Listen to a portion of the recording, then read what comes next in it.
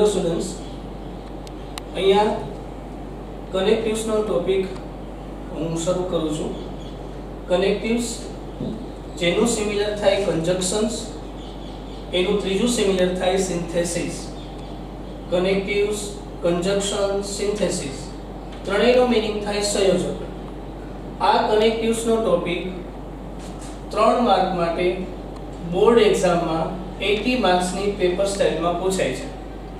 આ કનેક્ટિવ્સનો ટોપિક કન્જક્શનનો અથવા સિન્થેસિસનો, જેને આપણે સંયોજક કહીએ છીએ, જે 3 માર્ક માટે બોર્ડ એક્ઝામમાં પૂછાય છે 80 માર્ક્સની પેપર સ્ટાઇલમાં. ઓકે, તો એના માટે જે ઓકે તો ધ્યાનપૂર્વક એને સમજશો, અને એ પીપીટીમાં કદાચ તમને થોડું ન સમજાયું હોય તો ફરી પાછું એ પીપીટી તમે જોઈ શકો છો અને ફરી પાછું એ વ્યવસ્થિત રીતે સમજી શકો છો.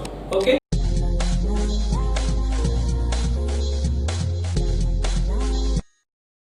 સંયોજકો એટલે શું? બે શબ્દોને કે સમાન કક્ષાના બે વાક્યોનું સંયોજન કરતા શબ્દોને સંયોજકો કહે છે. વિદ્યાર્થી મિત્રો, અંગ્રેજીમાં તેમને સંયોજન કે કન્જક્શન્સ કહેવામાં આવે છે. આવા સંયોજકો કયા કયા છે? જેમ કે and, or, but, so that, otherwise, therefore, because, either or, neither nor અને yet. એન્ડ એટલે અને. બીજા વાક્ય દ્વારા આગલા વાક્યના અર્થમાં કંઈક ઉમેરો થાય ત્યારે એન્ડ સંયોજકનો ઉપયોગ થાય છે. Examples: My sister ran fast and caught the bus. મારી બહેને ઝડપથી દોડીને બસ પકડી. I goes to school and read the books in the library. હું શાળાએ જઈને પુસ્તકાલયમાં પુસ્તકો વાંચું છું. Sohan and Mohan are clever students. Sohan અને મોહન હોશિયાર વિદ્યાર્થીઓ છે. બટ એટલે પણ અને પરંતુ. બે વાક્યમાં પરસ્પર વિરોધનો ભાવ દર્શાવતો હોય ત્યારે બટ સંયોજકનો ઉપયોગ થાય છે. યટ પણ વિરુદ્ધનો ભાવ દર્શાવે છે, તેનો પણ આ પ્રકારે ઉપયોગ થાય છે. My sister ran fast but could not catch the bus. મારી બહેને ઝડપથી દોડી પરંતુ બસ પકડી શકી નહીં. My brother is hard-working pupil but doesn't get the first rank in the exam. મારો ભાઈ મહેનતુ વિદ્યાર્થી છે પણ પરીક્ષામાં પહેલો નંબર મળતો નથી. He is old but strong man. તે વૃદ્ધ છે પરંતુ બળવાન માણસ છે. ઓર એટલે અથવા કે. બેમાંથી એક વિકલ્પનો સ્વીકાર કરવો પડે તેમ હોય ત્યારે અથવા કે એટલે કે ઓરનો ઉપયોગ વાક્યમાં સંયોજક તરીકે થાય છે.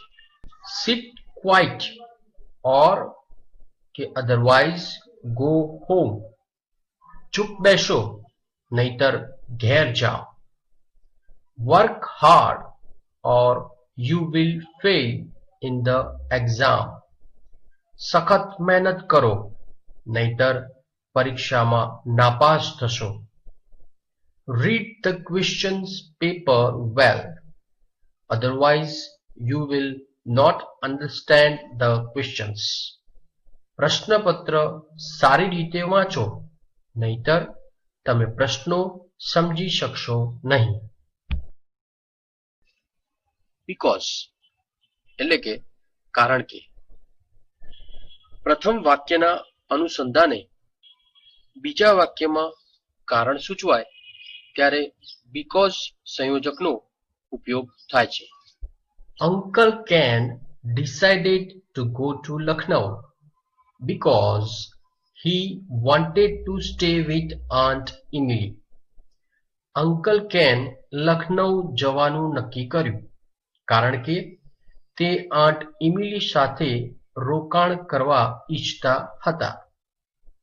I could not attend the school because I was ill. હું શાળામાં હાજરી આપી શક્યો નહીં કારણ કે હું બીમાર હતો. He worked hard because he wanted to get the first class.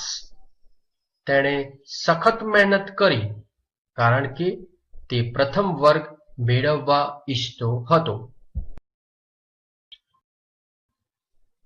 So કે therefore એટલે તેથી માટે પહેલા વાક્યના અનુસંધાને બીજા વાક્યમાં કારણ સૂચવાય ત્યારે so કે therefore નો સંયોજક તરીકે ઉપયોગ થાય છે. Uncle Ken decided to go to Lucknow. So કે therefore he went to Lucknow. Uncle Ken Lucknow જવાનું નક્કી કર્યું તેથી તે લખનઉ ગયા. I was ill. Therefore I could not go to school. હું બીમાર હતો એટલે હું શાળામાં હાજરી આપી શક્યો નહીં.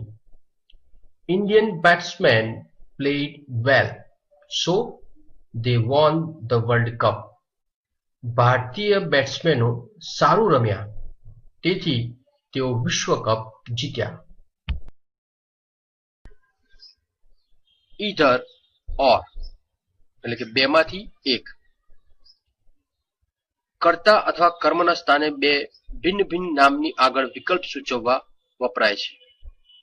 આવો જ ઉપયોગ ભિન્ન ભિન્ન વિશેષણો ક્રિયાપદો કે ક્રિયા વિશેષણોના વિકલ્પ સૂચવવા માટે પણ થાય છે.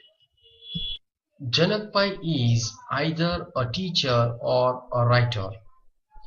જનકભાઈ શિક્ષક કે લેખક છે. You can either sit here or go home. તમે અહીં બેસી શકો છો કે ઘેર જઈ શકો છો. Either keep silence or get out from the classroom. શાંતિ જાળવો કે વર્ગખંડમાંથી બહાર નીકળી જાઓ. Neither nor એટલે બેમાંથી એક પણ નહીં.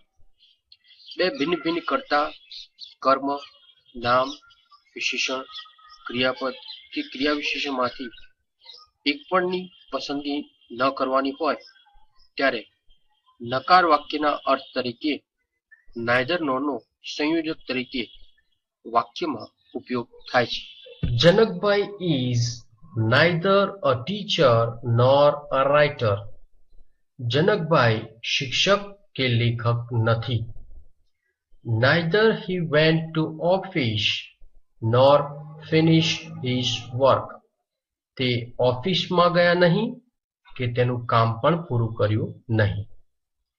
Neither she attended the party nor sang a song. તેણી પાર્ટીમાં હાજરી આપી નહીં કે ગીત ગાયું નહીં.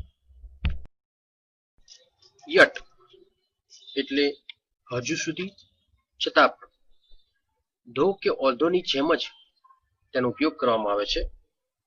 પ્રશ્ન વાક્ય કે નકાર વાક્યમાં yet હંમેશા વાક્યના અંતે મુકાય છે. His right hand is weak, yet he can lift a heavy bag.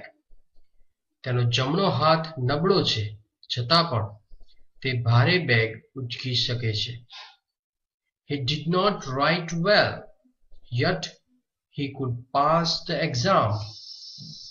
તેણે સારું લખ્યું નહોતું છતાં પણ તે પરીક્ષા પાસ કરી શક્યો.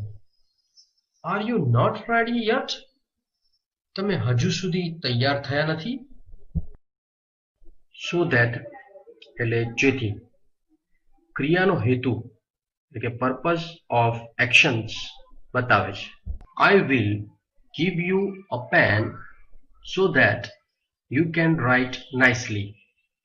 હું તમને પેન આપીશ જેથી તમે સારું લખી શકો. He comes with you so that you can find your address. તે તમારી સાથે આવશે જેથી તમે સરનામું શોધી શકો. My teacher helps me so that I can learn English well. મારા શિક્ષક મને મદદ કરે છે જેથી હું અંગ્રેજી સારું શીખી શકું. વિદ્યાર્થી મિત્રો, નીચેની ખાલી જગ્યાઓમાં યોગ્ય સંયોજક મૂકી અને તમે ખાલી જગ્યા પૂરવાનો પ્રયત્ન કરશો. Let's start. First, Mr. Pandya is not well. ખાલી જગ્યા he is working. Second, Akbar was angry. ખાલી જગ્યા Birbal went home. Third, it was very hot. ખાલી જગ્યા the old man removed his coat. Fourth, run fast. ખાલી જગ્યા you will miss the class. Fifth, you can ખાલી જગ્યા play ખાલી જગ્યા study. Sixth, will you visit ખાલી જગ્યા the Taj Mahal ખાલી જગ્યા the Qutub Minar.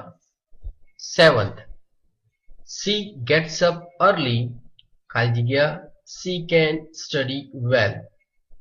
Eighth, Puneet was happy ખાલી જગ્યા his brother was not. Ninth, please come in ખાલી જગ્યા sit here. And last is Sri Lanka defeated Pakistan ખાલી જગ્યા they played well.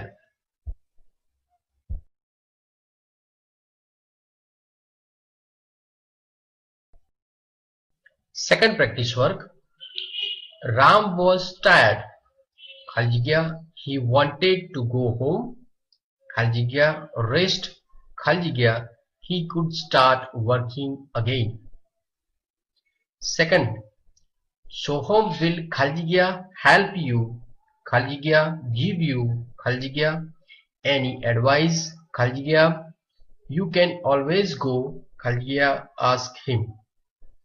Third, she wants to come for the picnic ખાલી જગ્યા she cannot ખાલી જગ્યા her mother is not well ખાલી જગ્યા she has to look after your younger brother. Okay students, તો જે કનેક્ટિવ્સ, કન્જક્શન અથવા તો સિન્થેસિસ સંયોજકો એની પીપીટી તમે જોઈ, બરાબર? તો એ પીપીટીમાં કદાચ હજી તમને ન સમજાણું હોય તો વારંવાર એ વિડીયો તમે ફરી પાછો જોઈ શકો છો અને તમારી જાતે સમજી શકો છો. ઓકે,